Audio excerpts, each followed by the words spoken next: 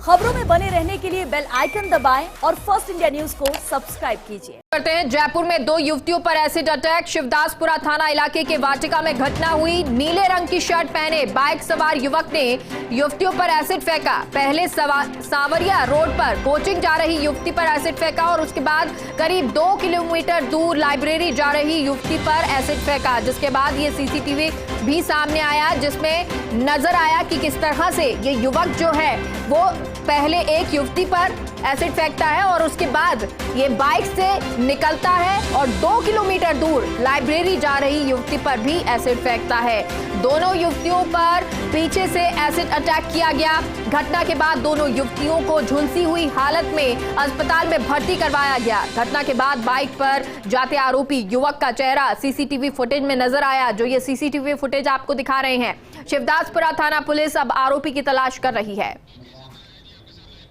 और सहयोगी सत्यनारायण लाइव हमारे साथ जुड़ गए हैं। सत्यनारायण, क्या कुछ जानकारी अभी तक कुछ आरोपी के बारे में पता चल पाया?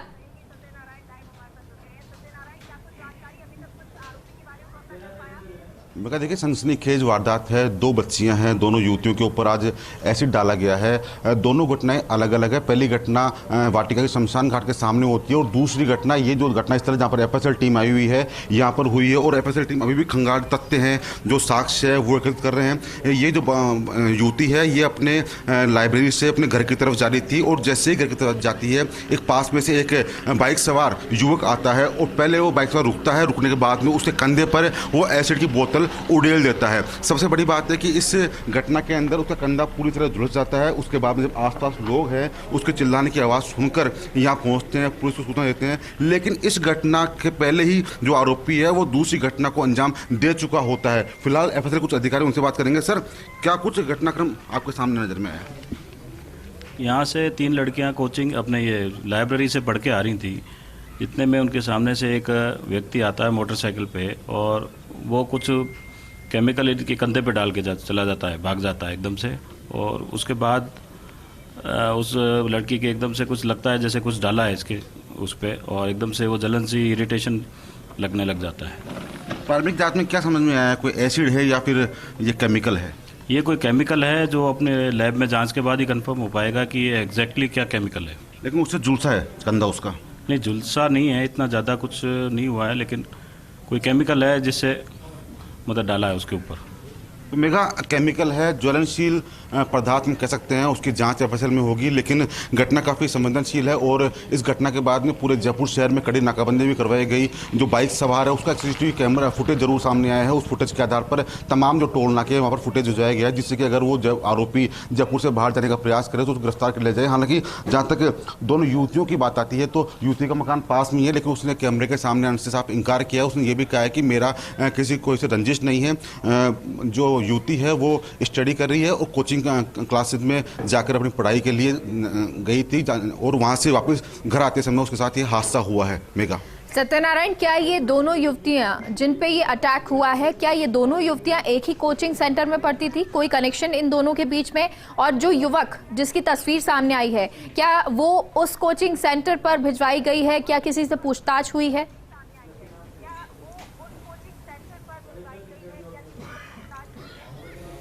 देखिए मेगा, मैं स्पष्ट कर दूं कि दोनों ही युवतियों का एक दूसरे से कोई संपर्क नहीं है, कोई कनेक्शन नहीं है।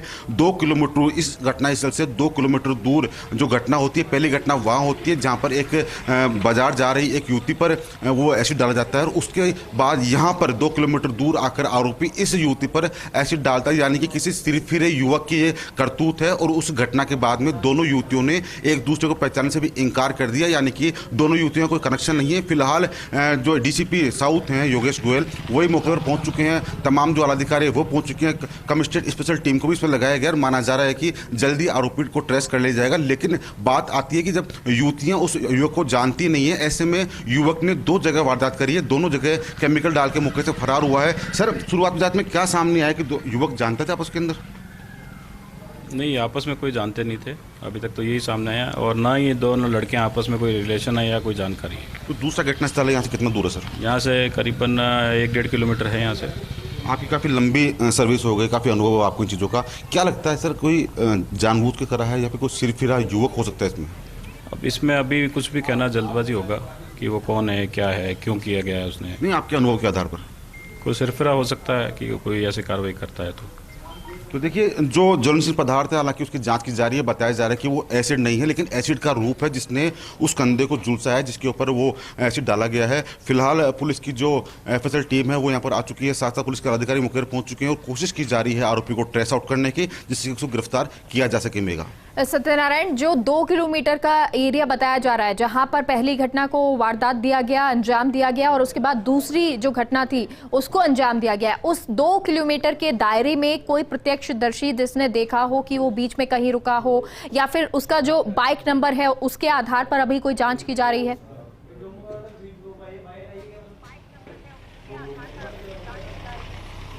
बिल्कुल, देखिए मेगा, जो बाइक नंबर पुलिस के पास आया है उस बाइक के आधार पर तमाम जयपुर शहर में कड़ी नाकाबंदी करवाई गई है। हालांकि जो बाइक नंबर है वो स्पष्ट नहीं आ पाया है। और देखिए, डीसीपी ईस्ट योगेश गोयल भी हालांकि पहली घटनास्थल पर जाके हैं और दूसरी घटनास्थल पर मौके पर पहुंच गए हैं। जो पुलिस के जो आला अधिकारी है उनको घटनास्थल काफ़ी संवेदनशील रूप में लिया और इसीलिए शायद पूरे जयपुर शहर में कड़ी नाकाबंदी करवाई गई है। और हम बात करने का प्रयास भी करेंगे इनसे कि जिस प्रकार की घटना हुई है। सर, 2 घटना हुई है, लोग सोच रहे हैं कि एक ही घटना है, थोड़ा आपसे जाने क्या कुछ घटनाक्रम में जाना चाहेंगे? ये मॉर्निंग में वाटिका गांव में 2 घटनाएं हैं जो लगातार हुई है। घटना में जो हुलिया आया है वह एक ही व्यक्ति का सामने आया है, दोनों जो पीड़िता से बातचीत करने पर। प्रथम घटना में एक बालिका आकांक्षा गुर्जर अपने स्कूल से लाइब्रेरी जा रही थी, उसी से लगभग 1 किलोमीटर दूर ये दूसरा घटनास्थल है जहाँ हम खड़े हैं।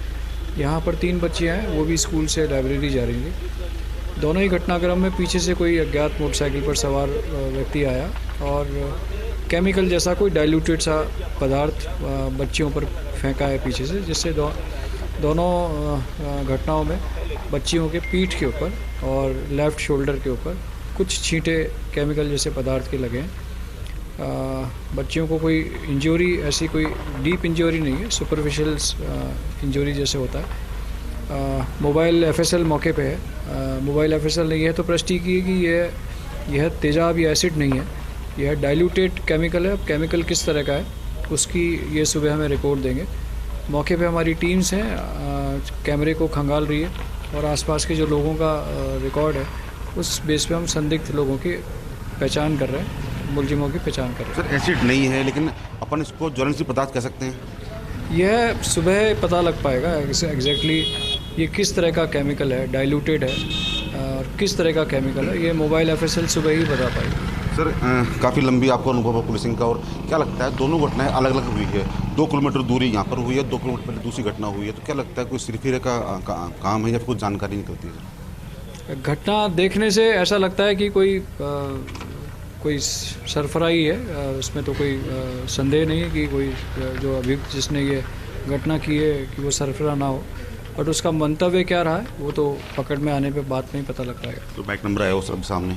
अभी तक ऐसी कोई जानकारी नहीं है, बट हमारी टीम्स यहाँ मौके पे है, सीसीटीवी वगैरह और सब चीज़ें देख रही हैं और कोशिश करेंगे शीघ्र ही उसको लोकेट कर लें।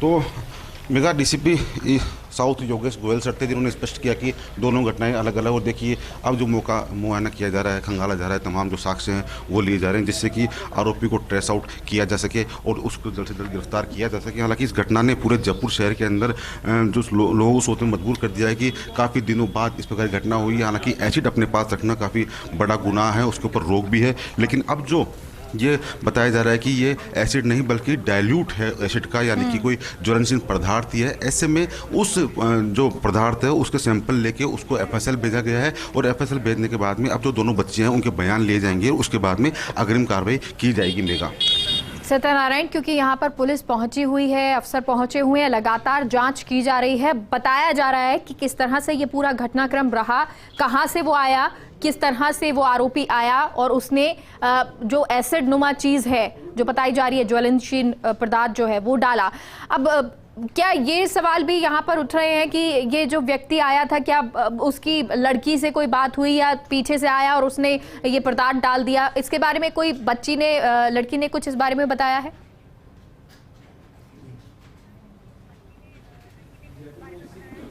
बिल्कुल मेगा पुलिस को बयान दिया बच्ची ने कि वो अपनी 2 सहेलियों के साथ लाइब्रेरी से घर लौट रही थी और जैसे ही वो लौट रही थी तो वो लड़का उनके पहले सामने आता है। सामने आने के बाद जो बच्चियां बच के दूर गई उससे, तो उसके बाद के अंदर वो बाइक सवार दोबारा उनके पास आया। पास आने के बाद में जो उसके हाथ में बोतल थी, उसका जो ढक्कन था बोतल का वो खुला हुआ था और उस बोतल से उसने वो केमिकल दूसरी बच्ची पर उड़ेल दिया, यानी कंधे पर उड़ेल दिया और उड़ेलने के कारण उस ज्वलनशील पदार्थ से काफ़ी कुछ हद तक जो बच्ची का हाथ है वो झुलस गया था। इस घटना के पहले भी 2 किलोमीटर दूर पहले भी उसी व्यक्ति ने इसी घटना को अंजाम दिया गया। जो सड़क पर चलती एक युवती थी, उसके पीठ पर उसने उस बोतल से केमिकल डाला है। दोनों ही घटनाओं में हालांकि जो ज़्यादा इंजरी नहीं है, लेकिन पीठ और कंधे दोनों युवतियों के अलग अलग ढंग से झुलसे हैं। उस घटना के बाद में जो तमाम जो पुलिस के आला अधिकारी हैं वो मौके पर पहुंचे हैं और अब जानकारी ली जा रही है। जो यहाँ पर लगे हुए CCTV कैमरे हैं उनकी फुटेज खंगाली जा रही है, जिससे कि जो आरोपी है उसको ट्रेस आउट किया जा सके और उनको गिरफ्तार किया जा सके। मेगा,